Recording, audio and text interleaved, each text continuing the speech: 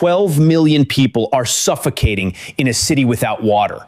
42 million more are watching their currency evaporate in real time.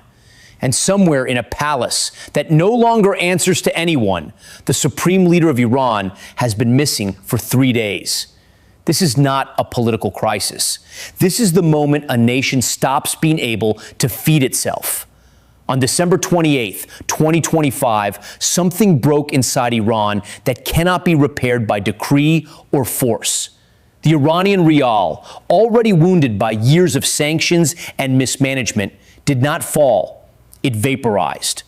1 gram of gold, a single gram of metal, now costs $140 on the streets of Tehran. The official minimum wage for a worker who labors from dawn until dark is $110 per month. The mathematics are absolute.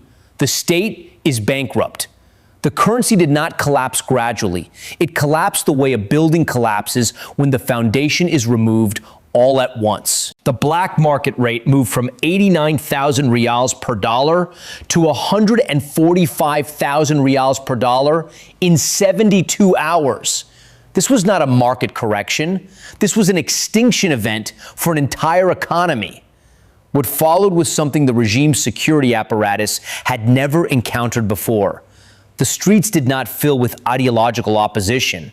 They filled with hunger. The protests that erupted were not about politics or doctrine. They were about a father who cannot bring bread home and a mother who cannot give her child water. In the Grand Bazaar of Tehran, the very heart of the city where merchants had overthrown a Shah in 1979, the shopkeepers lowered their shutters in unison. Aladdin, Chow, Lazar, the commercial arteries of the capital went silent. This was not a strike. This was a severing of the supply chain. When the supply chain breaks in a country that imports 90% of its food and medicine, the shelves empty within days. And when the shelves empty, the streets fill. If questions like this one are the kind you find yourself turning over long after the video ends, you are exactly the audience this work is made for. Subscribing takes 1 second, and it means the next story finds you. And when you are done here, leave a thought in the comments. The conversation that happens there is often the most interesting part. The regime's response was to declare a state of emergency on December 30th. Government offices closed, universities closed, schools closed, even the stock exchange, the heartbeat of the nation, went dark. But closing the doors of buildings does not close the door to what is happening in the streets. The balance of power shifted in a single moment. In neighborhoods that had been controlled for years by the Revolutionary Guards and the besieged militias with an iron fist, something unprecedented occurred. The police began to retreat. Footage verified from social media showed security forces pulling back when confronted by protesters who were no longer running. They were standing. They were blocking roads. They were refusing to disperse. The chain of command had fractured. At the top of that fractured command structure, silence. Supreme Leader Ali Khamenei had not been seen for 3 days. The regime's figurehead had vanished at the moment the regime needed him most.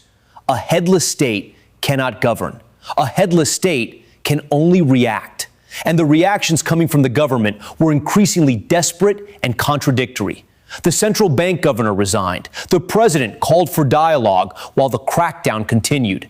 The Speaker of Parliament appeared on camera and issued an open threat to the president himself. If you cannot stop prices, we will remove you from office. This was not political maneuvering. This was a declaration of civil war within the regime's own structure. The cause of this implosion was not mysterious. It was mathematical and absolute. The oil ministry had failed to deliver $6.7 billion that the government had been counting on. The money was simply gone. Lawmakers accused each other of theft. The treasury was empty. The government was forced to loot the National Development Fund just to pay civil servant salaries. There was no money left to import water. There was no money left to stabilize the currency. There was no money left to govern. What came next would prove that everything the analysts had assumed about this situation was built on a foundation that was already crumbling.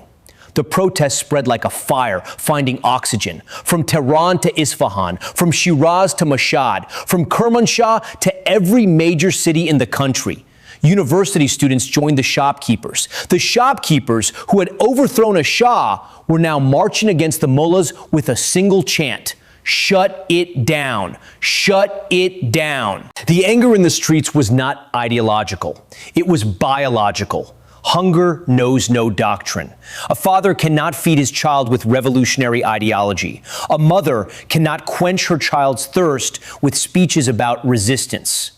But the most dangerous moment for any regime comes when the security forces themselves begin to question whether they can continue to enforce order. The police officers who patrol the streets of Tehran are also children of Iran. They too are struggling with inflation that has reached 42 to 52%. They too are paying rent that consumes most of their salaries. They too are watching their own families go hungry. How long can a security officer whose salary has melted away swing his baton at his own neighbors? How long can he arrest merchants from his own city? The regime's greatest fear was never the number of protesters in the streets. It was always the moment when the security forces would reach the point of insubordination. Signals from the field suggested that moment was not far off. Members of parliament were already saying things like, "I seek refuge in God from the wrath of the people." This was not political language. This was an admission of terror. The economic collapse was not contained to the streets. It was spreading through every system simultaneously. Iran's industrial production had effectively halted. The energy crisis was crippling factories. The lack of raw materials was stopping assembly lines. And this is where the story became a global security issue. Because those factories do not produce refrigerators or automobiles, those factories produce the Shahed drones, the cheap, effective, mass-produced weapons that Russia has been using to strike Ukraine at a rate of hundreds per day. That single decision set off a chain of events that most observers still have not fully mapped, and the consequences are still unfolding today. For Vladimir Putin, the equation was suddenly and catastrophically simple. If the Iranian economy stops, industrial production stops. If the government falls or civil war breaks out, the logistics lines are severed. Failed states cannot send weapons to their allies. They send refugees. Putin's ammunition depot was currently burning. The Russian army was consuming hundreds of drones every single day on the Ukrainian front. The supply of those drones was tied to the stability of the Iranian regime by a single thread. That thread was now fraying. Moscow, already struggling in the Ukrainian quagmire, now faced the risk of losing its most loyal supplier at the exact moment it needed that supply the most. This was strategic checkmate for the Kremlin. But there was a deeper betrayal unfolding that few observers had noticed. China, Iran's supposed strategic ally, had fallen completely silent. While Tehran burned, Beijing was doing something far more calculated. China was buying Iranian oil at prices far below market value. China was not investing a single yuan in Iran's collapsing infrastructure. China was not sending aid to the parched cities. For Beijing, Iran was not a strategic partner. It was a cheap gas station to be exploited. Russia was doing the same thing. Neither Moscow nor Beijing was lifting a finger to stop Iran's collapse. They were simply looking to see what they could salvage from the burning building. The external dimension of this crisis was equally catastrophic. The salt storms rising from Lake Urmia were not merely an environmental disaster. They were a security crisis. Millions of Iranians were being pushed toward the Turkish border, toward NATO's doorstep. As the regime drowned in the salt desert it had created, it was simultaneously destabilizing the region. But this time, the external enemy card would not save the regime. A father who cannot bring bread home does not care about foreign threats. A mother who cannot give her child water does not believe in resistance narratives. The water crisis was the visible symptom of a deeper systemic collapse. Iran is dependent on imports for basic food and medicine. No currency means no imports. No imports means empty shelves.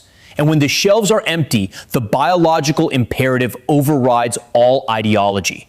The cries of Tehran University students, "I would die for my country, but we need to change this situation," were the clearest proof that the knife was at the bone. The social contract between the Iranian people and the regime had been torn to shreds. People had realized that the state could not protect them. The state could not feed them. The state could not even provide water. This is the most dangerous moment for any regime because the wall of fear has collided with the wall of hunger and collapsed completely. The regime was now devouring itself from the inside. Central Bank Governor Mohammad Reza Fazin had resigned. President Masoud Peshkan was cornered and isolated. Parliament Speaker Mohammad Bakir Kalibaf had issued an open threat. The highest levels of government were accusing each other of theft and incompetence. This was not political infighting. This was institutional cannibalism.